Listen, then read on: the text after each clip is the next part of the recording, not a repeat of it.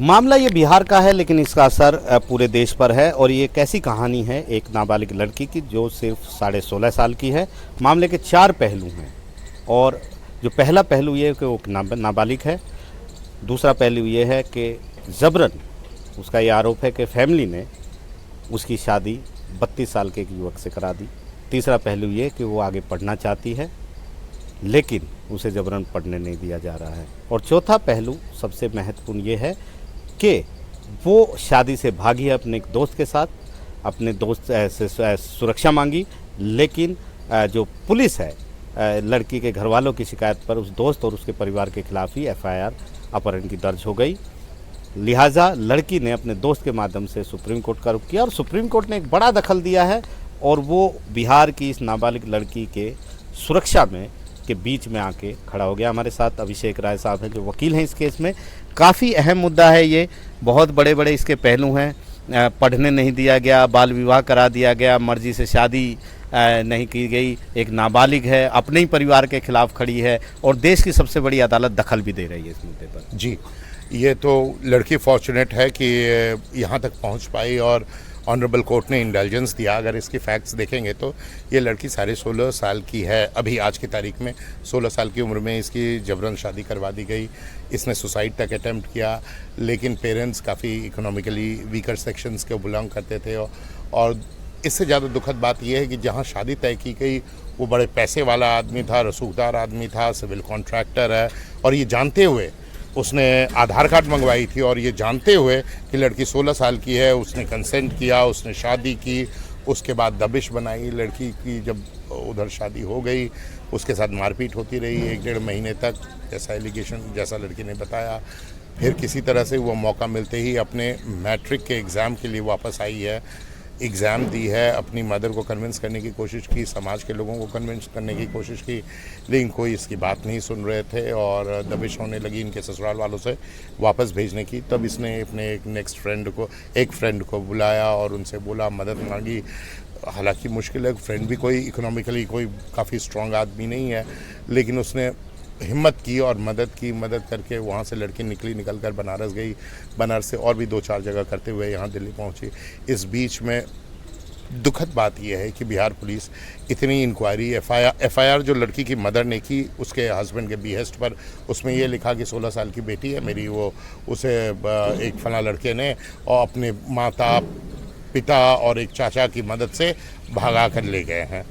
अब सवाल है कि उसने उस FIR में ये चीज़ डिस्क्लोज ही नहीं किया कि हमने जबरन लड़की की शादी करवा दी थी, और ये ऐसे दुगने उम्र के लड़के के साथ शादी करवा दी थी। और उसके बाद पुलिस दबिश बनाते रही है। FIR 4 अप्रैल का है, अभी तक तो पुलिस की जानकारी में सारी चीज़ आ गई थी, लेकिन पुलिस उसके बाद भी उस लड़के के फादर को अरेस्ट कर लिया दबिश बनाने के लिए। 1 महीने से वो लगभग 15 मई के आसपास से उसे अरेस्ट किया, और वो अभी तक कस्टडी में है। और किसी तरह से लड़की जब यहाँ पहुँची है, वो जो उसका हस्बैंड है वो जाकर उधर धमकी दे रहा है, कुर्की जब्ती प्रॉपर्टी की करवाएंगे। ये भी कोई इकोनॉमिकली स्ट्रॉन्ग बैकग्राउंड के नहीं है, तो और लड़की को मिल जाएगा, नहीं मिलेगी मार देंगे। पैसे मांग रहा है वापस कि मेरे शादी में इतने पैसे खर्च हुए हैं, वो पैसे भी लूँगा, लड़की भी लूँगा। बड़ी दुखद हालत है कि कई चीज़ें तो on account of the girls family was economically weak. अभी सुप्रीम कोर्ट ने जो दखल दिया है वो क्या हुआ है? सुप्रीम कोर्ट ने ये सारी चीज़ों का संज्ञान लेते हुए, सारी चीज़ों को देखते हुए, जो इमीडिएट हमारा प्रेयर भी था कि इमीडिएटली इसको प्रोटेक्ट कीजिए, बिकॉज ये दोनों जो हैं उसके नेक्स्ट फ्रेंड और ये लड़की, दोनों के दोनों किसी भी इस हालात में ही नहीं है कि अपने आप को प्रोटेक्ट भी कर पाएँ, क्योंकि छुप कर रह रहे हैं इसीलिए हैं। तो ऑनरेबल कोर्ट ने तुरंत कमिश्नर दिल्ली पुलिस को और DGP बिहार को बोला है कि लड़की और नेक्स्ट फ्रेंड का immediately safety and security ensure किया जाए, और 15 तारीख तक रिपोर्ट मांगी है इस बारे में। ऑब्वियसली रिपोर्ट तो विस्तृत होगी कि लड़की थी, उसकी शादी थी, क्यों ये बात सप्रेस की गई, क्यों पुलिस वाले ने ये सारी इश्यूज़ नहीं लाया, क्यों पुलिस वालों ने उसके फादर को अरेस्ट कर लिया। आपने जो चौथी बात बताई कि जो मददगार बन रहा है उसी के खिलाफ पुलिस से लेके सारा समाज और सिस्टम उसके अगेंस्ट चला गया। तो ये सारी चीज़ें, ये सारी चीजें अभिषेक सर देखिए, हम लोग इतने साल से अदालत में हैं, जी। बाल विवाह को लेकर इतना लंबा चौड़ा जस्टिस चंद्रचूड़ का एक फैसला जी, आया, जी, जी, जिसमें कितनी सारी बातें कही गई और कहा गया कि ये सामाजिक बुराई, इसको दूर करना चाहिए। लेकिन दूसरी चीज़ ये है कि एक नारा भी देते हैं कि बेटी पढ़ाओ बेटी बचाओ, वो भी यहाँ पे वायलेट होता है कि एक बिल्कुल। लड़की पढ़ना चाहती है और उसे पढ़ने नहीं दिया जा रहा है, बिल्कुल। और वो आगे उसने मैट्रिक में भी अच्छा किया है, वो पास जी, भी हुई है। जी। ये तमाम चीज़ें जो हैं कहीं ना कहीं लगता है कि अदालती आदेश तो जारी होते हैं, लेकिन देश के दूर दराज हिस्सों में, खासतौर पर जो रूरल एरियाज हैं, वहाँ तक ये इस तरह की चीज़ें शायद नहीं देखिए पहुँची। आशीष जी, सामाजिक बुराई मुझे लगता है कि ज़्यादा है कानून। सामाजिक बुराई तो है ही, ये सारी चीज़ें, ये सारी प्रथाएं अभी भी है।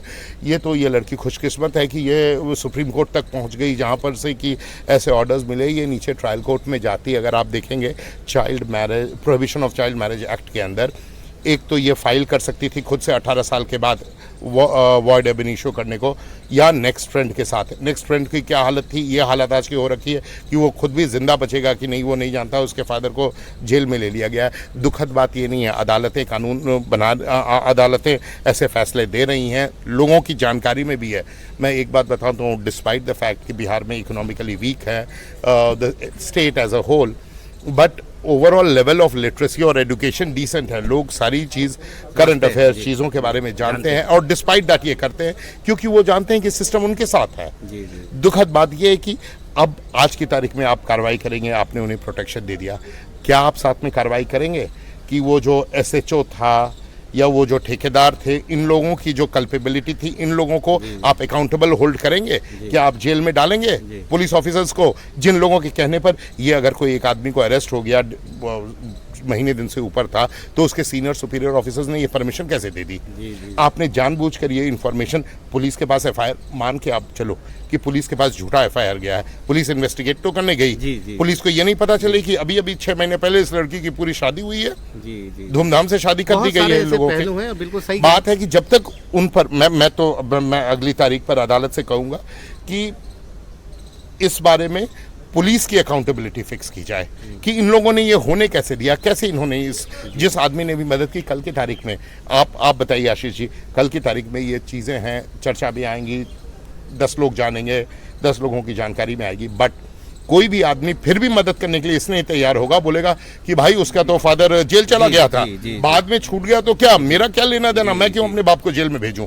आप ये समझिए ना, ये जो आपने डैमेज कर दिया है, it's a long lasting damage. बिल्कुल बिल्कुल, ये एक बड़ी समस्या है, और जाहिर है देश की बड़ी सबसे बड़ी अदालत ने दखल तो दिया है, लेकिन समस्या कब दूर होगी, कैसे दूर होगी, चिंतन इस बात का भी होना चाहिए। नई दिल्ली से आशीष भार्गव, NDTV इंडिया।